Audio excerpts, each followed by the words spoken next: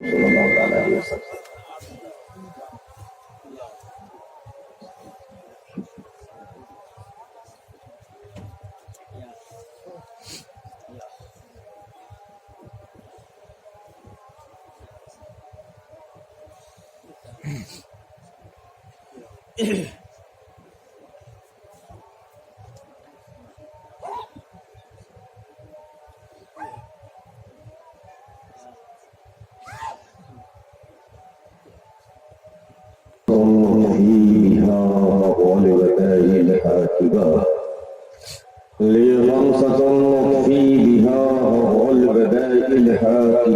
المصطفى والمرتضى وابناهما والفاطمة غوث الأعظم ومن بسر ساما مدد قبلہ دین مدد کعبہ ایمان مدد اے اشرف زمانہ زمانی مدد نما درہائے وسطرہ کلید کرم کشا سرورہ شاہ کریمہ دس درجیرہ اشرفہ حرمت روح پیمبر یک نظر کن سوئما اللہم رب اشرح لی صدری ویسر لی امری واحلل عقدۃ من لسانی یفقهوا قولی وصلی اللہ تعالی علی خیر خلقہ ونور عرشہ محمد وذریتہ واہل بیتہ وصحابہ واحبابہ اجمعین برحمتک یا ارحم الراحمین لا الہ الا اللہ محمد رسول اللہ صلی اللہ علیہ وسلم. الحمدللہ الحمدللہ نحمدہ ونستعینہ ونستغفرہ ونؤمن بہ ونتوکل علیہ ونعوذ باللہ من شرور انفسنا ومن سیئات اعمالنا من یهده اللہ فلا مضل له ومن یضلل فلا هادی له ونشهد أن لا إله إلا الله ونشهد أن سيدنا ومولانا حبيبنا وحبيب قلوبنا وقرتنا وقرة عيوننا ومخلوقنا ومصطفينا وموجودنا ومقصودنا وحبيبنا ونبينا ووكيلنا وشفينا وشفاء صدورنا وآلنا وعوننا ومولانا ومحمدنا عبده ورسوله أما بعد فأعوذ بالله من الشيطان الرجيم بسم الله الرحمن الرحيم إن الدين عند الله الإسلام صدق الله مولانا العظيم صدق رسوله النبي الأمين المبين المجيد الكريم ونحن على ذلك لمن الشاهدين والشاكرين والحمد لله رب العالمين. عزیزان گرامی اور برادران ملت اسلامیہ، میں نے جس آیت مبارکہ کی تلاوت کا شرف حاصل کیا ہے بہت مشہور معروف آیت مبارکہ ہے. بس ایک آج نیا رخ آپ کے سامنے رکھنا چاہتا ہوں، نئی باتیں آپ کے سامنے، اور حقیقت یہ ہے کہ یہ اس کی محفل ہے اور شان اولیاء کانفرنس ہے، لیکن حقیقت یہ ہے کہ اولیاء کاملین جنہیں آپ یاد کرتے ہیں اور ہر سال یاد کرتے ہیں، انہوں نے اپنی زندگی کو دین اسلام کے لیے وقف کیوں کیا؟ کیا انہوں نے دنیا کے لیے وقف کیا ہے یا دین کے لیے؟ ان کے شب و روز کیا تھے؟ انہوں نے اسلام کو صحیح سمجھا یا اپنے اسلام کو صحیح سمجھا؟ تو اسلام کو سمجھنا آج سب سے زیادہ ضروری ہے. ہم نے شریعت کو اپنی طبیعت کے مطابق ڈھال دیا ہے. ہماری طبیعت میں جو بات آ گئی ہم نے اسے شریعت اور طبیعت کے مطابق ہم اپنی زندگی کو ڈھالنا شروع کر دیا ہے. طبیعت کے خواہش کے مطابق ہم زندگی کو بتا رہے ہیں اور اسی کو سمجھتے ہیں کہ یہی اسلام، جبکہ اسلام میرے عزیز میرے دوست، لیکن قبل اس کے اس آیت مبارکہ پہ تھوڑی دیر گفتگو کروں، چونکہ طبیعت بھی ناساز ہے. میں نے شمیم بھائی سے کہا یہ میرے بڑے بھائی ہیں اور جب بھی آواز دیتے ہیں میں اکثر کہتا ہوں کہ بھائی آپ کی آواز آپ کی صدا ہے آپ کا حکم ہے میں ضرور حاضر ہوں گا، لیکن میں نے پہلے بتا دیا تھا کہ بھائی میری طبیعت ناساز رہتی ہے ابھی مسلسل سفر کی وجہ سے۔ انہوں نے کہا کہ حضرت آپ آ جائیں، آپ کو دعا ہی کرنا ہے، لیکن شریک کیونکہ اگلے سال کی دعوت بھی کسی حالات کے پیش نظر جلسے نہیں ہو پائے تھے۔ بہرحال میرے عزیز میرے دوست، ایک اتفاق اپنے ایمان اپنے عقیدے کی مضبوطی کے لیے سوال جو ہمیں پیغام بریلی کی دھرتی سے ملا ہے، جو ہمیں پیغام بریلی کی سرزمین سے دیا گیا ہے، آج دنیا ہمیں کہتی ہے کہ بریلی سے نئی باتیں نئی باتیں ایجاد کی جاتی ہیں۔ حقیقت یہ ہے کہ میرا امام مجدد اعظم امام عشق و محبت کبھی اپنی طبیعت کی آج تک کہا ہی نہیں۔ جب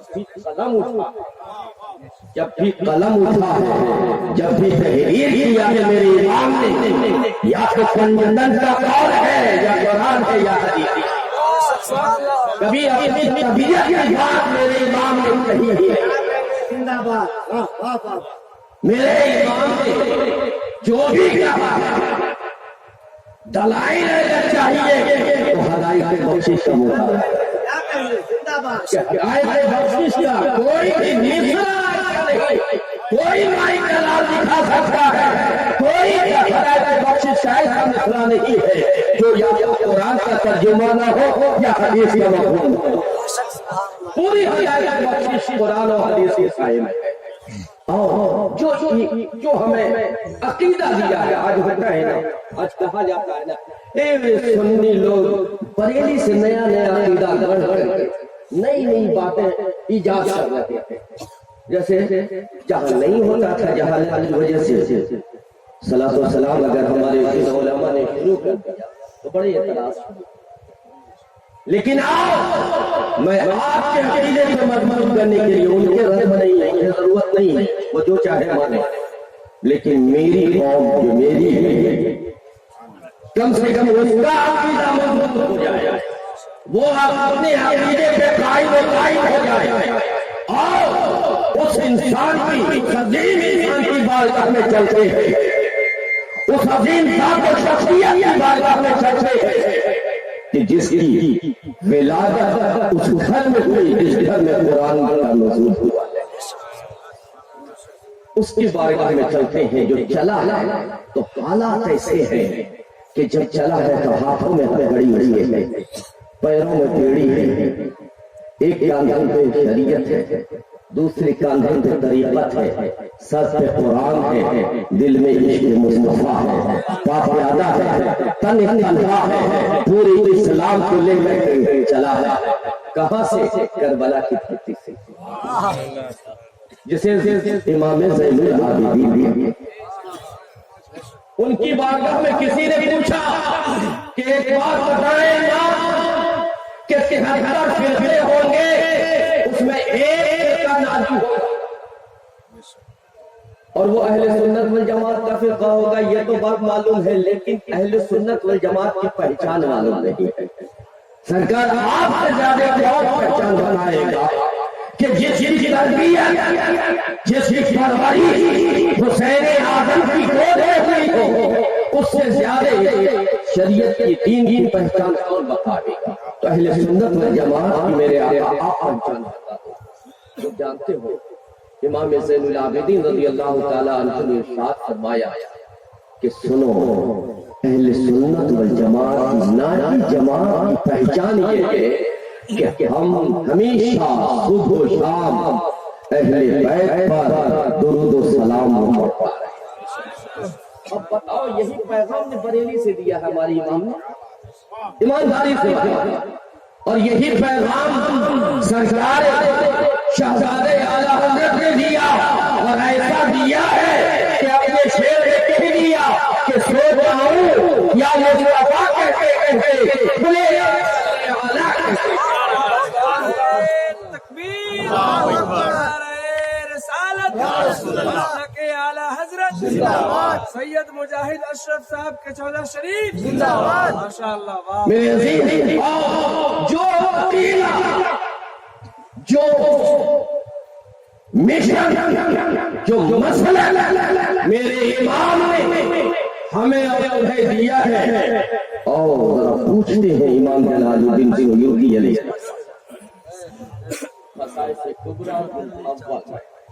امام جلال الدین سیوطی علیہ رحمہ ارشاد فرماتے ہیں کہ حضرت عباس دو ایک کربلا میں اور ایک مکہ میں۔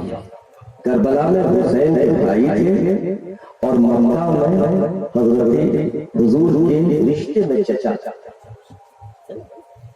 تو حضرت عباس ایک مرتبہ آپ کی بارگاہ میں کھڑے ہیں، دست بستہ لب جنبش کچھ کہنا چاہ رہے ہیں، لیکن حوصلہ جواب دیتا ہے، ہمت نہیں ہو رہی ہے کہ کچھ کہیں۔ کیوں؟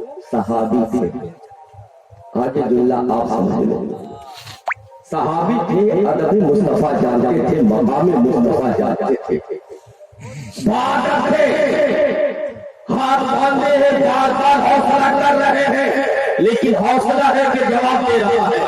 میرے آقا دلوں کے راز کو جانتے ہیں۔ آقا صلی اللہ علیہ وسلم نے نگاہ اٹھائی، ارشاد فرمایا عباس کچھ کہنا چاہ رہے ہیں؟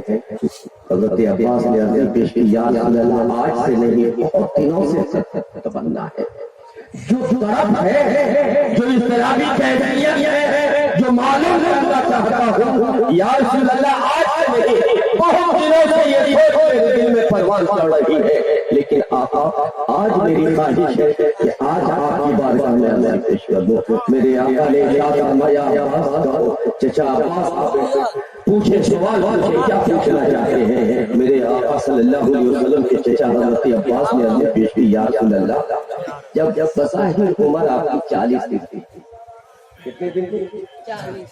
بولو 40۔ آپ نے سن رہے ہیں نا؟ کتنے دن تھی؟ بظاہر عمر 40 دن تھی۔ اب پنگورے میں، پنگورا سمجھ رہے، جھولے اور 14ویں رات، یہ 14ویں کا چاند نکلا ہوا ہے، آسمانی دنیا میں پیر رکھا ہے۔ یا رسول اللہ میں آپ کی زیارت کے لیے گیا، اور جب میں آپ کی بارگاہ میں پہنچا تو میں نے دیکھا کہ آپ کی انگلی اٹھی تھی، آپ کی انگلی اٹھی ہوئی ہے۔ میں نے اٹھی ہوئی انگلی کو دیکھا تو یا رسول اللہ آپ کی انگلی کا اشارہ جب میں نے دیکھا اور آسمانی دنیا میں دیکھا تو میں نے یہ دیکھا کہ جدھر جدھر آپ کی انگلی چل رہی ہے ادھر ادھر چاند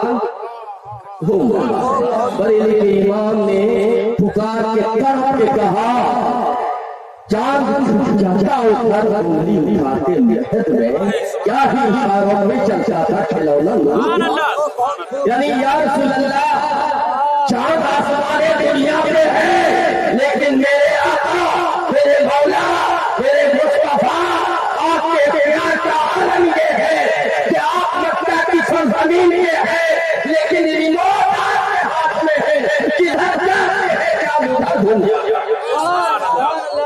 یا رسول اللہ پوچھنا مقصد یہ ہے میرے آقا کہ وہ واقعہ آپ کو یاد آیا، وہ تو 40 دن کا معاملہ تھا نا، تو وہ واقعہ آپ کو یاد ہے کہ نہیں ہے؟ ایسے ہو گیا یا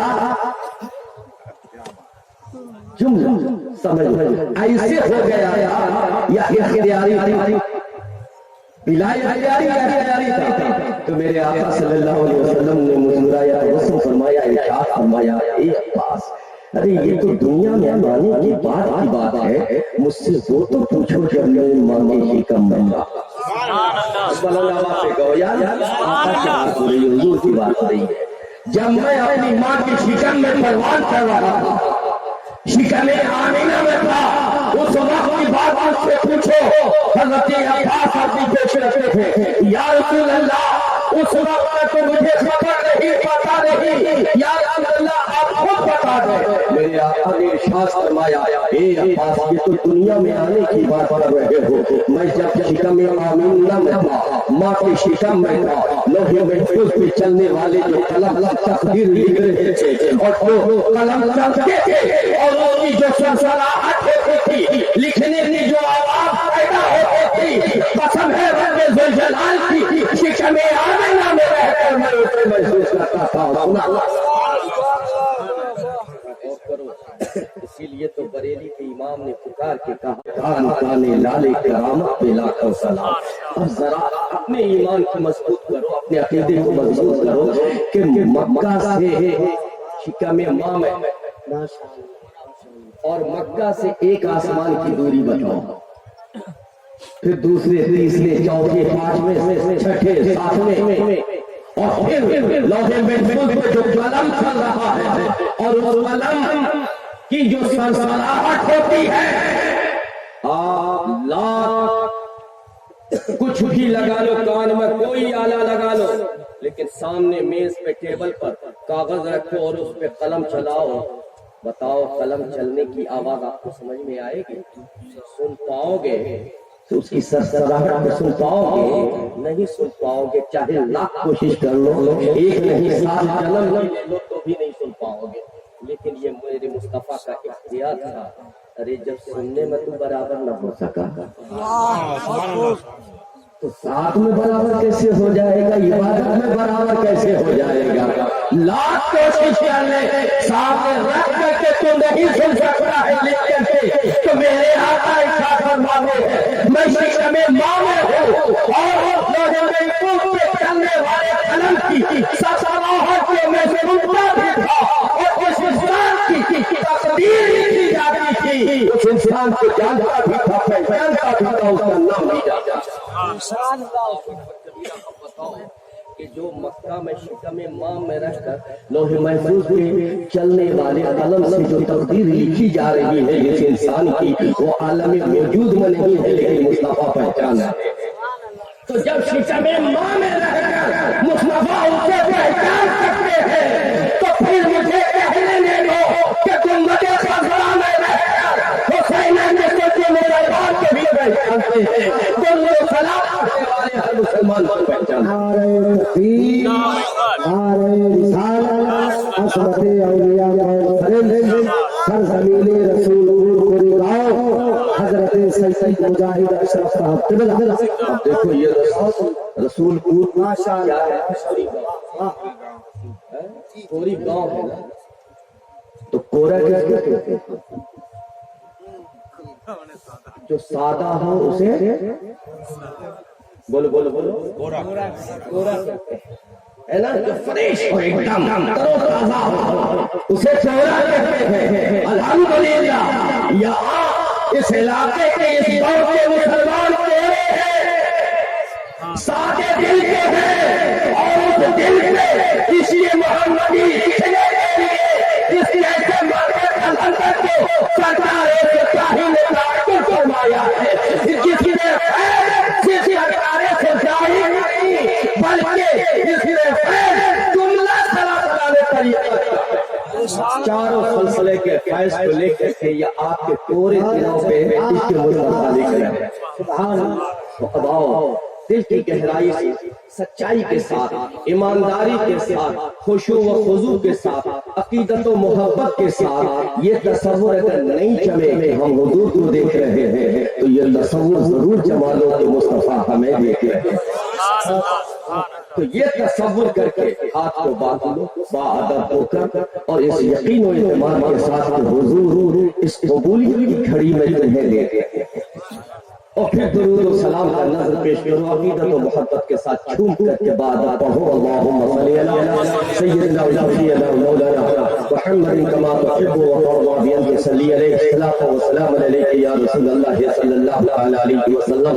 نبی اور آل نبی پہ ایک مرتبہ اور آواز بلند پڑھیں صلی اللہ علی نبی الامی وعلی آلہ وصحبہ بارک وسلم صلاۃ و سلام علیک یا رسول اللہ صلی اللہ علیہ وسلم. رسول برکت کے لیے ایک مرتبہ اور آواز بلند پڑھیں صلی اللہ علی جد الحسن والحسین وعلی آل جد الحسن والحسین وعلی آلہ وصحبہ بارک وسلم صلاۃ و سلام علیک یا رسول اللہ صلی اللہ علیہ وسلم. مٹا دو اپنی ہستی کو اگر کچھ مرتبہ چاہو, مٹا دو اپنی ہستی کو اگر کچھ مرتبہ چاہو, کہ دانا خاک میں مل کر گلے گلزار ہوتا ہے, اور خودی کو کر بلند اتنا کہ ہر تقدیر سے پہلے خودی کو کر اتنا کہ ہر تقدیر سے پہلے خدا بندے سے خود پوچھے بتا تیری رضا کیا ہے. خدا بندے سے خود پوچھے بتا تیری رضا کیا ہے. اور شاید کہتا ہے کہ فقیر بن کے اس میں قدم مارے آتش.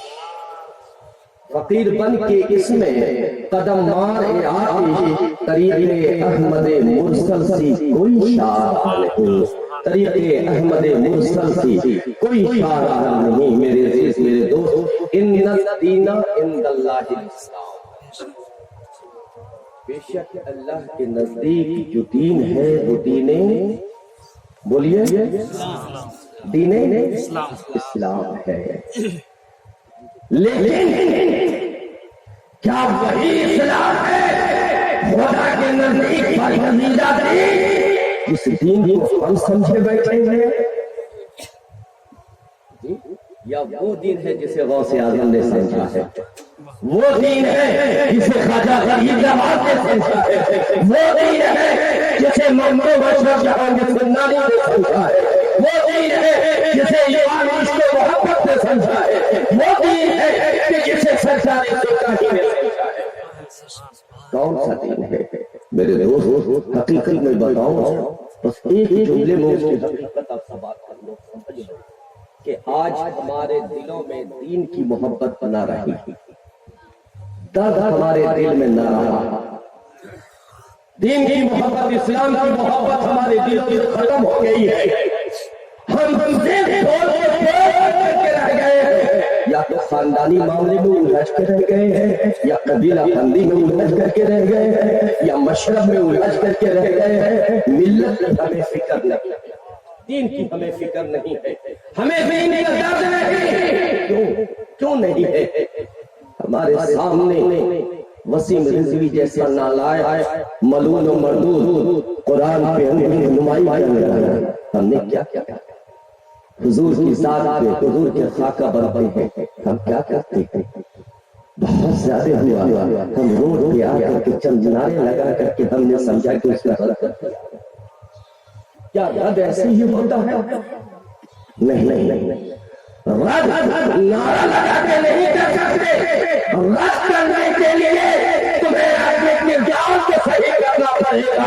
جب تیرا کردار صحیح ہوگا تو اگلے کا رد ہو جائے گا.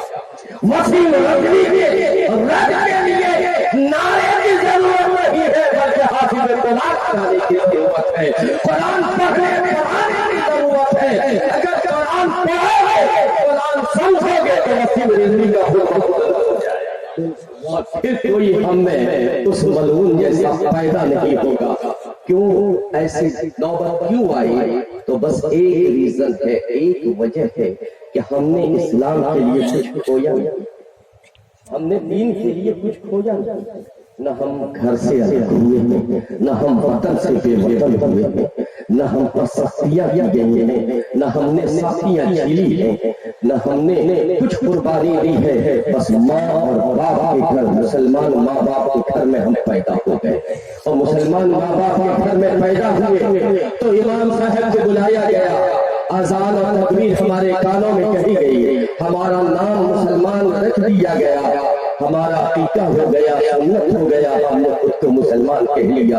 لیکن ذرا غور تو کرو صحیح کہ اس کے ماں سے کیا ہم نے دین کے لیے کوئی قربانی دی؟ اگر قربانی دی ہوتی تو ہمارے سینے میں اسلام کا درد ہوتا، دین کا درد ہوتا. ہم نے کبھی یہ قربانی نہیں دی ہے. قربانی دیا ہے تو قربانی دینے والوں سے پوچھو کہ اسلام کا درد کیسا ہوتا ہے.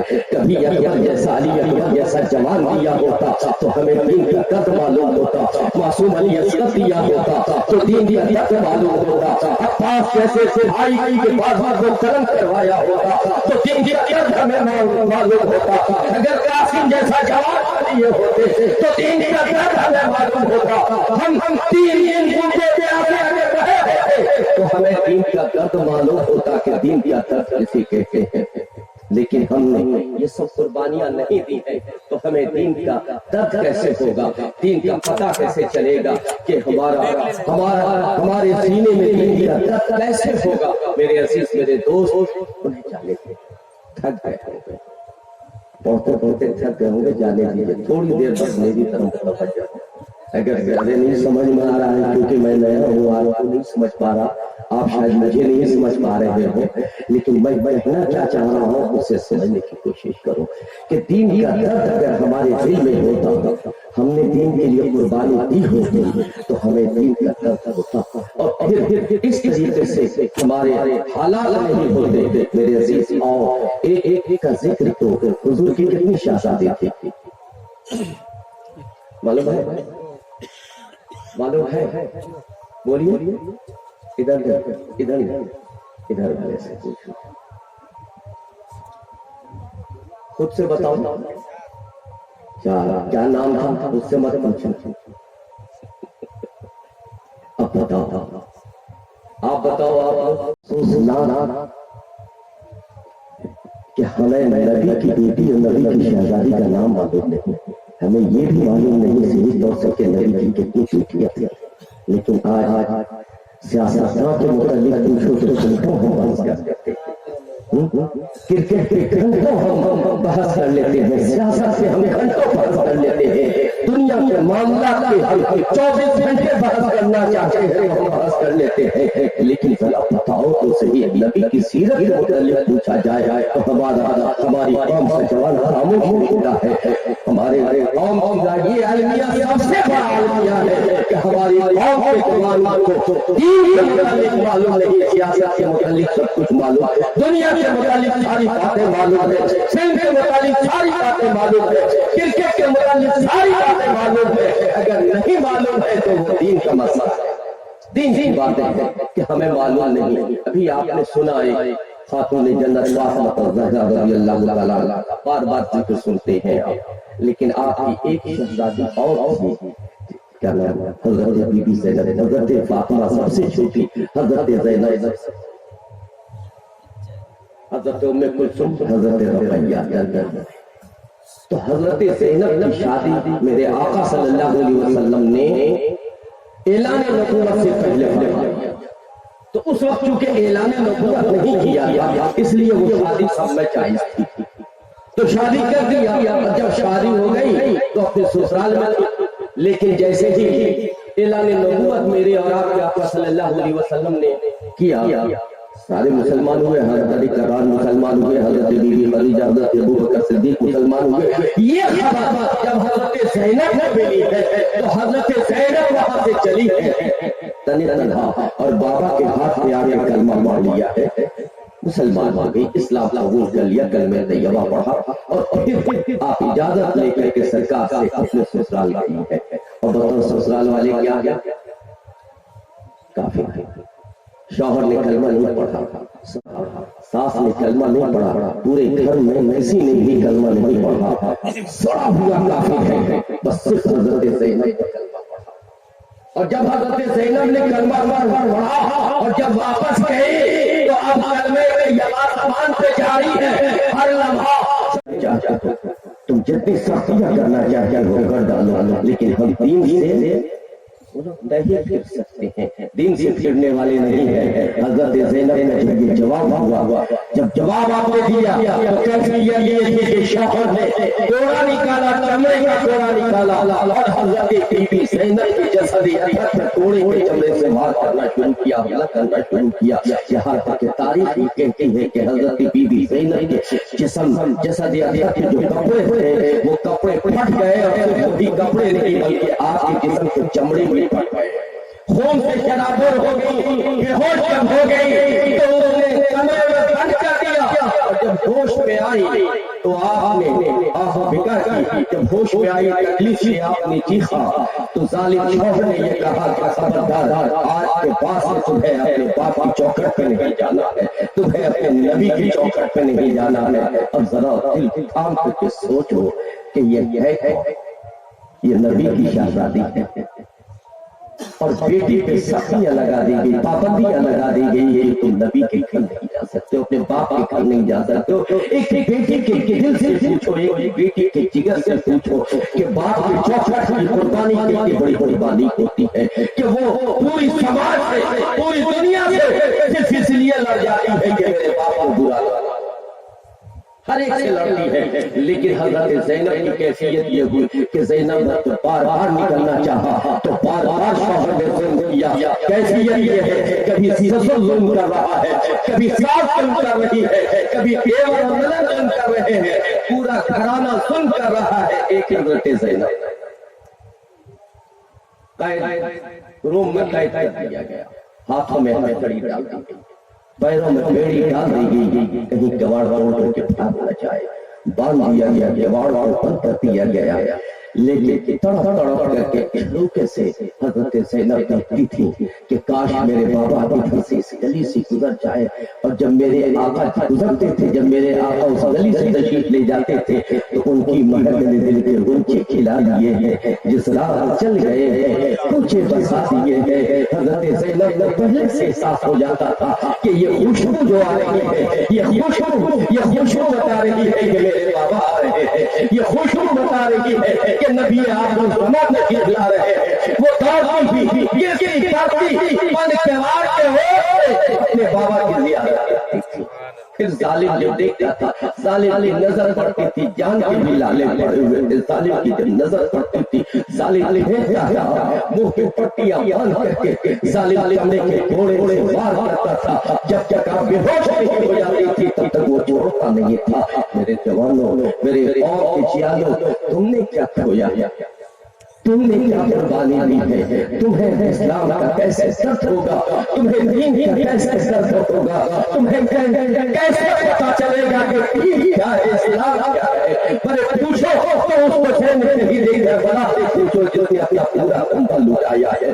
پوچھنا اگر ہے تو ابو بکر کی صداقت سے پوچھو، فاروق اعظم کی عدالت سے پوچھو، پوچھنا ہے تو عثمان ذو النورین سے پوچھو، پوچھنا ہے تو بلال حبشی سے پوچھو کہ دین کیا ہے، دین کا درد کیا ہوتا ہے کہ جب گن سلامت ہے آپ کے زبان، گن منگارے آپ کے زبان سے بلال حبشی کے زبان سے رکھے گئے تو بلال حبشی نے کلمہ طیبہ نہ چھوڑا، زبان چل گئی لیکن کلمہ طیبہ نہ چھوڑا۔ دین کا درد ان کو پوچھو، اسے دین ہے کس کو کہتے ہیں، پوچھو حضرت خباب سے پوچھو، حضرت خبیب سے پوچھو، حضرت صہیب سے پوچھو، پوچھو ان صحابی سے پوچھو کہ جو اولین صحابہ میں شمار کیے جاتے ہیں کہ مکہ کی دھرتیوں سے کیا کیا ظلم کرتے ہیں، انہوں نے ان کی ذات اقدس پہ کیا کیا ظلم ڈالے گئے ہیں، ان پہ کون سا ظلم ہے جو روا نہ کیا گیا ہو۔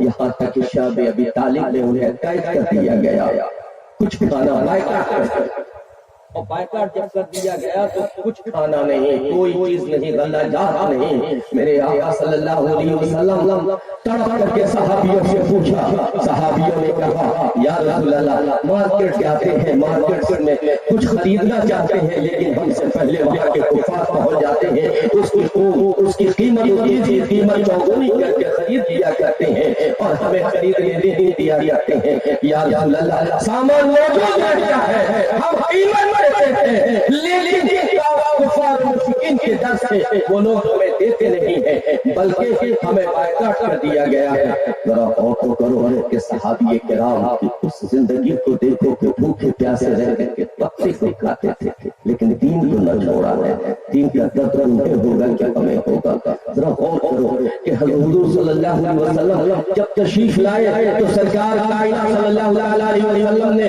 حضرت بی بی خدیجہ سے پوچھا، اے خدیجہ بتاؤ فاطمہ کہاں ہے؟ تو حضرت خاتون جنت فاطمہ الزہرا حضرت بی بی خدیجہ کے پشت میں پیچھے چھپی ہوئی تھی۔ حضرت خاتون جنت پوچھا کہاں وہ پیچھے ہے، کیوں؟ کہا سرکار یہ بھوکی ہے اور بھوکی ہونے کی وجہ سے ان کے چہرے پسماندہ ہو گئے ہیں، چہرے اداس ہو گئے ہیں یا رسول اللہ، اس لیے یہ پیچھے چھپی ہوئی ہے۔ میرے آقا صلی اللہ علیہ وسلم نے حضرت فاطمہ کو پکڑا ہے اور خاتون جنت کو لے کر کے باہر گئے ہیں، پتے ہلائے ہیں اور جب وہ پتے گرے ہیں تو انہیں پتے جب گرے ہیں تو ان پتوں کو آپ نے کہا انہیں گلادا کر لو اور پانی میں کھول کر کے اسے پی لو، تھوڑی دیر کے یہ بھوک ختم ہو جائے گا۔ کیا ادھر تو ہم بھول جائیں گے؟ میرے دوست، میرے عزیز، میرے نوجوانوں، بتاؤ حضرت بی بی زینب کے جسم خون سے لہو لہان ہے، کپڑے خون سے تربتر ہے، اور اس حال میں اللہ کا کلمہ پڑھ رہی ہے، بے ہوش ہو جاتی ہے، جب ہوش میں آ رہی ہے تو وہی کیفیت ہوتی ہے۔ آخر ایک روز آپ نے اپنے چھوٹے دیور سے کہا کہ سنو، ایسا کرو کہ تم ہمیں کسی طریقے سے اس گھر سے باہر نکال دو، اور مکہ سے مدینہ تک جو جانے قافلہ جاتا ہے اس قافلہ کے ساتھ ہمیں کر دو۔ اس قافلہ کے ساتھ کر دیا گیا۔ تھوڑی دور ابھی گئے ہیں، حضرت بی بی زینب نہیں ہے، تھوڑی دور آپ کا قافلہ تھوڑی دور آگے نکلا ہے کہ جب تک پیچھے سے پھر سوار آئے اور چاروں طرف سے گھیر کر کے حضرت زینب کو قید کرنے کی کوشش کی گئی، لیکن حضرت زینب نے جب اپنے اونٹ کو پھگایا ہے تو ظالموں نے نیزہ مارا، جو نیزہ حضرت زینب کے شکم میں مارا ہے، خون سے تربتر ہو گئی۔ حضرت زینب اونٹ سے نیچے آ گئی ہے، بے ہوشی کی حالت میں، پھر ہاتھوں میں ہتھکڑی، پیروں میں زنجیر ڈال دیا گیا، اور اسی حال میں لا کر کے بغیر کسی علاج کے، میرے دوست، بغیر کسی علاج کے آپ کو روم کے اندر بند کر دیا گیا، نہ کھانا دیا جا رہا ہے، نہ پانی دیا جا رہا ہے۔ آپ کو تکلیف کی وجہ سے، زخم کی وجہ سے آپ کی یہ حالت ہو گئی، لیکن اس حال میں بھی حضرت زینب کلمہ طیبہ پڑھتی رہی۔ میرے عزیز، میرے دوست، بس یہ دکھانا چاہتے ہیں آپ کو کہ یہ بتاؤ، یہ نبی کی شہزادی ہے جنہوں نے یہ دکھ جھیلا ہے، بتاؤ کیا آپ نے بھی کبھی دکھ جھیلا ہے؟ بتاؤ، ایک رات اگر آپ سے کہا جاتا ہے جاگ جاؤ تو آپ ایک رات بھی مصطفیٰ کے لیے نہیں جاگتے ہو، ایک رات بھی دین کے لیے نہیں دیتے ہو، ایک رات بے قدر کی آئی ہے، آپ اس رات کو بھی آرام کرنے کے لیے بھاگ جاتے ہو، ایک رات بے برات بے قدر کی بھی آپ نہیں جاگتے ہو۔ بتاؤ میرے عزیز، دل پہ ہاتھ رکھ کے بتاؤ کہ دین کا درد تمہیں ہوگا یا دین کا درد اس اسلام ہوگا ہمارے؟ میرے عزیز، حضرت زینب رضی اللہ تعالیٰ عنہ کی کیفیت یہ ہے، جب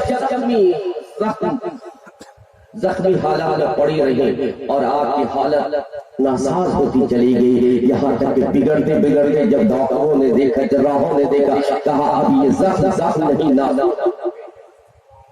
اب یہ زخم نہیں ہے، ناسور بن چکے ہیں، اب ان میں بچنے کی کوئی امید نہیں ہے، اب اسے یہ بہت زیادہ دن زندہ نہیں رہ سکتی، تو مجبور ہو کر کے انہوں نے آپ کو گھوڑے کے کچھ پہ باندھ کر کے مدینہ پہنچا دیا۔ اور جب مدینہ آئی ہے تو غور کرو، ایک بیاہی بیٹی آ رہی ہے، آواز آئی، ایک صدا بلند ہوئی کہ مکہ سے زینب آ رہی ہے۔ میرے آقا صلی اللہ علیہ وسلم باہر نکلے اور جب نظر پڑی حضرت زینب میں خون سے شراب اور خون سے لذت، تو آپ آگے بڑھے ہیں، میرے آقا صلی اللہ علیہ وسلم آگے تشریف لے گئے اور پھر اس گھوڑے سے حضرت زینب کو آواز دیا ہے، گھوڑے پر حضرت زینب ہے، آواز لگائی ہے بیٹی زینب، جیسے ہی آواز لگائی ہے زینب نے آنکھ کھولی، آواز لگائی بابا، اور پھر اپنے آپ کو حضور کے ہاتھوں میں دے دیا، یعنی ہاتھوں میں چھوٹ گئی، بے ہوش ہو گئی۔ میرے آقا صلی اللہ علیہ وسلم نے آپ کے چہرے کو پوچھا ہے، ہوش میں لایا، وہاں سے لے کر کے آپ آئے، جب جہاں قریب میں پہنچے ہیں، حجرے عائشہ میں جب رکھا ہے آرام کے لیے، دیکھا تو پورا زخم، جسم پورا زخمی حالت میں ہے، آپ کی حالت نازک ہے۔ آپ نے پوچھا کہ یہ سب کیا ہے؟ انہوں نے رو کے کہا بابا دین کی خاطر، بابا اسلام کے خاطر انہوں نے مجھے بھوکا رکھا، لیکن تیری بیٹی نے کبھی حوصلہ نہیں ہارا، انہوں نے مجھے گھوڑے مارے، لیکن تیری بیٹی نے کبھی حوصلہ نہیں ہارا، انہوں نے میرے پورے جسم کو گرم سلاخوں سے داغا ہے بابا، لیکن تیری بیٹی نے کبھی حوصلہ نہیں چھوڑا، بس ایک دعا کرتی رہی، کلمہ طیبہ پڑھتی رہی، اور صرف ایک دعا کرتی رہی کہ میرے مولا میری موت ان ظالموں میں مت کرنا، میری موت ان کافروں میں نہ ہو، میرے مولا موت اگر آئے تو مصطفیٰ کے مدینے میں آئے، مصطفیٰ کی بارگاہ میں آئے، مصطفیٰ کے قدموں میں آئے۔ میرے آقا آج اللہ نے میری دعاؤں کو سن لیا اور آج مجھے آپ کی بارگاہ میں بھیج دیا، آپ کے قدموں میں بھیج دیا، بس ایک آخری تمنا ہے میرے بابا، آخری خواہش ہے۔ میرے آقا صلی اللہ علیہ وسلم نے ارشاد فرمایا کہ اے زینب بتا تیری آخری خواہش کون سی ہے؟ تو میرے آقا صلی اللہ علیہ وسلم کی شہزادی نے عرض پیش کی، میرے آقا بس آخری خواہش خواہش یہ ہے کہ آپ کا قدم ہو، آپ کی گود ہو، آپ کے زینب کا سر ہو، اور پھر آخری بار کلمہ طیبہ ہو اور آپ جان جانے آخری کے حوالے کروں۔ میرے عزیز میرے دوست، آج بتاؤ ہمیں اسلام کا درد کیسے ہوگا؟ ہم نماز پڑھیں گے ہمیں درد کہاں سے ہوگا؟ ہم غیر شرعی کام کریں گے ہمیں درد کیسے ہوگا؟ شریعت کا درد کیسے ہوگا؟ میرے دوست میرے عزیز، شریعت کا درد، اسلام کا درد تو اسی ہوگا کہ جس نے اسلام کے لیے کچھ کھویا ہے، جس نے اسلام کے لیے قربانی پیشی ہے، جس نے اسلام کے لیے کچھ کھویا ہے، گھر کھویا ہے، گھر بار کھویا ہے، زمین کھویا، کاروبار کھویا، جائیداد کھویا، اپنا وطن کھویا ہے، اس سے پوچھو اسلام کا درد کیا ہوتا ہے؟ ہم نے تو بس اسلام کو اتنا سمجھا ہے کہ مسلمان گھر میں ہم پیدا ہو گئے اور مسلمان نام ہمارا رکھ دیا گیا ہے، ہم چاہے قرآن پڑھیں یا نہ پڑھیں، نماز پڑھیں یا نہ پڑھیں، حق تو یہ ہے کہ ہم نے اب جمعہ کی نماز بھی چھوڑ دی ہے اپنے کاروبار کے چکر میں، زمین جائیداد کے چکر میں، ہم نے اپنے کاروبار کے لیے جمعہ کی بھی نمازیں ہم نے ترک کرنی شروع کر دی۔ پہلے تو ہفتے کے مسلمان تھے، اب سال بھر کے مسلمان بن گئے۔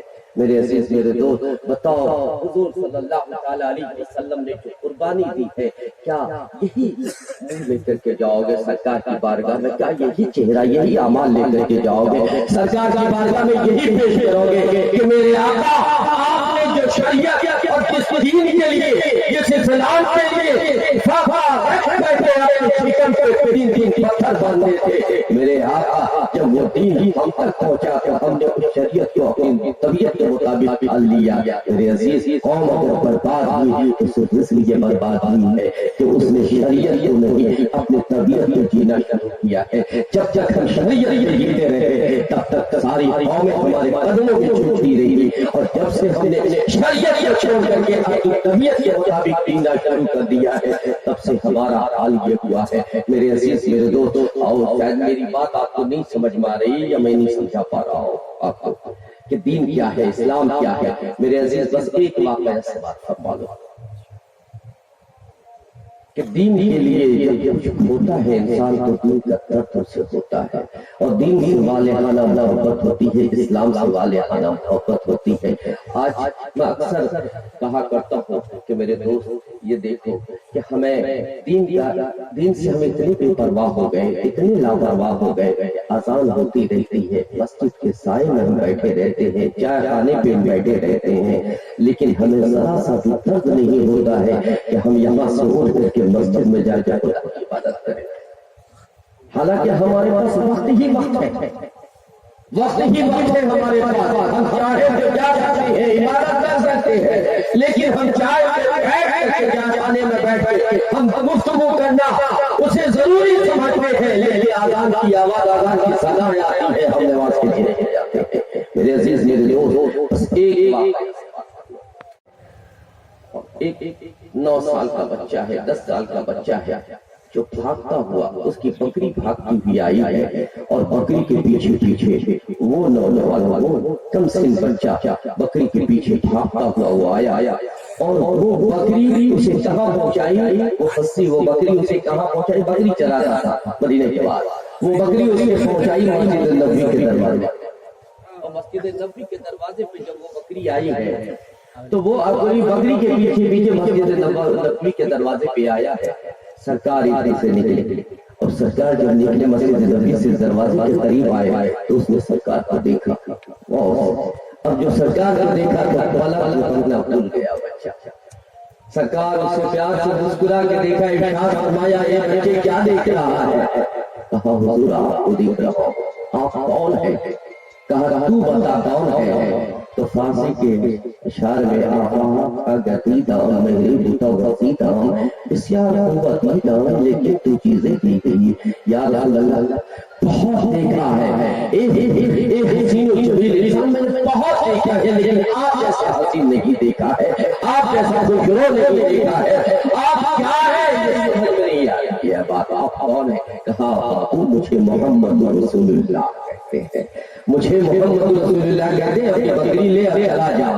کہا جب قریب آ گیا ہو اور دل پہ تیر چل گیا ہے تو اب ایسے مت بھیجے، آپ اپنا کلمہ اپنا غلام بنا دیجئے، قدموں میں آئے ہیں، کلمہ پڑھا ہے، کیا عمر ہے؟ 9 سے 10 سال کی عمر ہے. آپ یہاں سے یہ کلمہ پڑھ کر کے جاتے ہیں. یتیم ہے، باپ کا سایہ سر سے اٹھ گیا ہے، ماں کسی اور سے شادی کر کے اپنے شوہر کے ساتھ چلی گئی ہے، اپنے شوہر کے گھر چلی گئی ہے. اس کی پرورش کا سارا نظام، اس کی پرورش کا سارا انتظام اس کے چچا کے ہاتھ میں ہے. اب یہ گیا، ماں سے اس نے کہا بیٹے یہ رات کی بات ہے، خبردار کبھی اپنے چچا کے سامنے سے یہ مت کرنا ورنہ وہ بڑا ظالم ہے، تجھے نکال دے گا. اب یہ خاموشی سے اپنے عشق و پروان بڑھاتا رہا، خاموش رہا. بکریاں چرانے جاتا تھا جنگلوں میں بکریاں چراتا تھا، چراگاہ میں بکریوں کو چھوڑ دیتا تھا اور پھر حضور کے یاد میں جایا کرتا تھا. گویا حضور کے یاد میں تصور میں کھو جایا کرتا تھا اور صرف یہی کہا کرتا تھا محبوب ایک بار تو جلوہ دکھا دیا ہے، اب پھر کب بلاؤ گے اپنا جلوہ دکھانے کے لیے، سب اپنا مکھڑا دکھاؤ گے محبوب کا تمہارا دیدار ہوگا. اور کل میں پڑھتا رہتا تھا. اب اسی درمیان ایک مرتبہ چچا اسے تلاشتا ہوا جب آیا تو چچا نے دیکھا کہ پیڑ کے نیچے یہ بیٹھا ہوا ہے اور محبوب کر رہا ہے، کلمے میں یما پڑھ رہا ہے، محبوب کو دل کی گہرائی سے یاد کر رہا ہے، تصور میں کھویا ہوا ہے، گم ہے. آخر آپ نے جب اس سے پوچھا ہوا کہ چچا نے پوچھا کہ نادان یہ کیا کر رہا ہے، پلٹ کے دیکھا تو کانپ گیا، کھڑا ہوا، کہا کچھ نہیں، آپ کیا پوچھنا چاہتے ہو؟ کہا یہ محبوب کیا کر رہا ہے؟ کہا میں نے کسی سے پیار کیا ہے، میں نے کسی کو دل دے دیا ہے، میں نے اس کا کلمہ پڑھ لیا ہے، محمد رسول اللہ کا کلمہ پڑھ لیا ہے. کہا تو نے اتنا بڑا کام کر دیا ہے بغیر میری اجازت انہیں باپ دادا کے دین و دھرم کو چھوڑ دیا، لا تو حبل کو منانا کو چھوڑ دیا ہے، تو نے یہ کام کیا، ان کو چھوڑ کر کے بن دیکھے خدا کی عبادت شروع کر دی ہے اور محمد کو اللہ کے رسول تسلیم کر لیا ہے. کہا ہاں میں نے یہ سچا مذہب اختیار کر لیا ہے. اس نے پکڑا، سختیاں کی ہے، کہا کلمہ چھوڑ دے، یہ دین چھوڑ دے. اس نے کہا کہ سنو، جو جان مانگو گے تو جان دیں گے، جو مال مانگو گے تو مال دیں گے، لیکن ہم سے یہ نہ ہوگا کہ نبی کا دیا ہوا ایمان نہیں ہے. اس نے کہا چچا آپ لاکھ سن کر لیں، آپ لاکھ سختیاں کر لیں، لیکن ایک بات یاد رکھیں کہ جس آپ کے حوالے میں محمد کی غلامی چلی گئی ہے، روح پہ آپ کا کوئی بس نہیں جا سکتا ہے. جسم پہ جتنی سختیاں کرنی ہے آپ کر لو، یہ جسم چھیل جائے گا لیکن روح پہ آپ کی حکمرانی نہیں ہوگی، اس لیے کہ میں نے روح محمد کی غلامی میں دے دیا ہے. آخر اس چچا نے کہا کہ پھر یہ ساری چیزوں کو تیاگنا پڑے گا. کہا ٹھیک ہے، اپنے محبوب کی محبت کے لیے میں یہ سب کچھ تیار دوں گا، یہ گھر تیار دوں گا، چھوڑ دوں گا، یہ سارے آرام و آسائش میں چھوڑ دوں گا. اب سارا آرام و آسائش چھوڑ کر کے جب وہ چلا تو اس کے جسم پہ جو کپڑا تھا، اس کے جسم کے کپڑے کو دیکھتے چچا نے کہا کہ کہا جا رہا ہے جو تیرے جسم پہ بھی کپڑا ہے وہ کپڑا تیرے کسی اور کا دیا ہوا نہیں ہے، وہ کپڑا میرا دیا ہوا ہے. ذرا غور کرو کہ 10 سال کا وہ مشکل بچہ ہے، 10 سال عمر ہے اس کی، لیکن وہ جو چلا تو جسم پہ صرف ایک کپڑا تھا اور اس کپڑے کو اپنے چچا نے مانگا تو تڑپ کے کہا مولا اے میرے رب اب کتنا امتحان دینا پڑے گا محبوب کی محبت کے لیے. پھر اس نے کہا کہ چچا کیا ہے، میں اپنے ماں کی بارگاہ میں جاتا ہوں، ماں کے پاس جاتا ہوں. وہ ماں کے پاس گیا اور ماں کے پاس جا کر کے ماں سے اس نے طلب کیا تو ماں نے کہا کہ تیرے باپ کا ایک ٹوٹا ہوا کمبل میرے پاس موجود ہے، پھٹی ہوئی چادر موجود ہے، اس چادر کو لے کر کے تو کمر سے نیچے ڈھک لے اور یہ لباس جو تو پہنے ہوئے یہ میرے چچا کا ہے، جا اپنے چچا کے منہ پہ مار دے. واپس آیا، وہ بھی لباس اسے دیا، پھٹے ہوئے کپڑے میں وہ پھٹے ہوئے ٹہلن کو پہن کر کے کسی طریقے سے مدینہ منورہ پہنچا ہے، گنبد خضرا کے قریب پہنچا ہے اور مسجد نبوی کے باہر ہے. حوصلہ جواب دے رہا ہے کہ میں اس حال میں، اس پھٹے حال میں، اس گرد و غبار کے ہٹے حال میں کیسے جاؤں. میرے آقا صلی اللہ علیہ وسلم دلوں کے راز کو جانتے ہیں، غیب کی خبریں جانتے ہیں. میرے آقا نے ارشاد فرمایا ابو بکر ذرا دیکھو باہر کوئی ننھا عاشق ہمارا آیا ہوا ہے. کہتے سبحان اللہ، ننھا شہزادہ میرا آیا ہوا ہے، جاؤ اسے بلا کے لاؤ. اور جب حضرت ابو بکر صدیق آئے تو دیکھا ایک ننھا سا بچہ ہے جو مسجد نبوی کے دیوار سے سہارا ٹیک لگائے ہوئے ہیں، آنکھوں سے زاروں قطار آنسو چل رہے ہیں اور چہرہ گرد و غبار سے ڈھکا ہوا ہے، کپڑے پھٹے ہوئے ہیں۔ آخر آپ نے ارشاد فرمایا اے بچے تیرا کیا نام ہے؟ اس نے کہا میرا نام عبد العزیٰ ہے۔ کہا چل چل تجھے محمد رسول اللہ بلا رہے ہیں۔ اب اس نے حضرت ابو بکر کے دامن کو پکڑا، کہا اے حضرت آپ کو یہ کیوں بتا دیجئے کہ میں اس حال میں اپنے محبوب کی بارگاہ میں کیسے جاؤں؟ یہ پھٹا پرانا کپڑا ہے، اگر اس حال میں گیا اور کہیں میرے محبوب نے دھلا دیا، کہیں میرے محبوب نے پھٹا دیا تو ساری دنیا سے در بدر کی ٹھوکر کھا کر محبوب کے قدموں میں آیا ہوں، محبوب کی چوکھٹ پہ آیا ہوں۔ اگر محبوب نے بھی پھٹا دیا تو پھر میں کہاں جاؤں گا؟ تو حضرت ابو بکر نے اپنے جسم سے لگایا، ارشاد فرمایا نہیں آئی، ایسا نہیں ہے بلکہ محبوب نے تجھے خود بلایا ہے۔ چل محبوب کی بارگاہ میں، تو جس حال میں ہے تجھے تیری عشق تیری محبت کو تیرے محبوب نے قبول فرما لیا ہے۔ اب وہاں سے وہ آیا ہے سرکار کی بارگاہ میں، سرکار نے اپنے کلیجے سے لگایا، غسل دلایا ہے، نئے کپڑے اسے پہنائے ہیں اور ارشاد فرمایا کہ سن اب تیرا نام عبد العزیٰ نہیں ہے، اب تیرا نام عبداللہ ہو گیا ہے۔ میرے دوست میرے نوجوان آپ بتاؤ دین کا درد اسے نہیں ہوگا تو کسے ہوگا؟ جس نے سب کچھ کھویا ہے، سارا آرام کھو دیا، سارا آرام کھو دیا، ساری آسائش کھو دی ہے حضور کی محبت میں، تو دین کا درد اسے نہیں ہوگا تو دین کا درد ہمیں ہوگا۔ میرے عزیز میرے دوست اگر دین کا درد ہمیں نہیں ہو سکتا ہے تو کم سے کم عشق مصطفیٰ کو ہم ضرور پال سکتے ہیں دل میں۔ بولیے جو ہمارے امام نے دیا ہے تو کم سے کم اپنے نبی سے پیار کو سچا کر سکتے ہیں۔ ان اولیاء کاملین جن کا آپ عرس مناتے ہو، پیران اعظام کا جن کا آپ عرس مناتے ہو، کم سے کم ان کی تو صحیح، ان سے تو صحیح محبت اور سچا پیار کرو، اس لیے کہ ان سے جب پیار کرو گے اور ان کے جب قریب آؤ گے تو یہ دین کا درد تیرے دل میں ہوگا۔ یہ اولیاء کاملین یہ پیران اعظام اسی لیے ہوتے ہیں کہ اگر تم نہیں سمجھ سکے ہو تو خانقاہ میں آ جاؤ، مدرسے میں آ جاؤ، علماء کے قریب آ جاؤ، یہ تمہارے دل میں دین کا درد عطا کریں گے اور دین کا جب درد عطا کریں گے، اسلام کا جب درد عطا کریں گے تب تمہیں پتا چلے گا کہ اسلام کتنی بڑی نعمت ہے جسے ہم جان کے سمجھ کر بوجھ کر بھی ہم چھوڑے ہوئے ہیں۔ نہ تو ہماری شکل ہے اسلام والی، نہ ہماری صورت ہوتی ہے اسلام والی، نہ ہمارا کردار اسلام والا ہے، نہ ہمارے عادت و اقوال اسلام والے ہیں، بلکہ ہم ہر ایک چیز سے دور ہو کر کے بھی پھر بھی خود کو مسلمان کہتے ہیں۔ میرے عزیز میرے دوست ان الدین عند اللہ الاسلام، اللہ جو سب سے پیارا دین ہے وہ بولیے اسلام۔ کون دین ہے؟ اسلام، دین اسلام ہے۔ میرے عزیز میرے دوست اللہ کی بارگاہ میں دعا ہے کہ اللہ رب العزت ہم سب کو دین اسلام کو چلنے کی توفیق عطا فرمائے، شریعت مطہرہ کے تابع بنائے، متبع شریعت بنائے اور اتباع مصطفیٰ میں ہمیں رہنے کی توفیق عطا فرمائے۔ ہم سب مل کے ایک مرتبہ استغفار پڑھ لیں، پڑھنے استغفر اللہ ربی من کل ذنب واتوب الیہ، اشہد ان لا الہ الا اللہ واشہد ان محمدا عبدہ ورسولہ۔ اب میرے بھائی کی سبات کرتے ہیں۔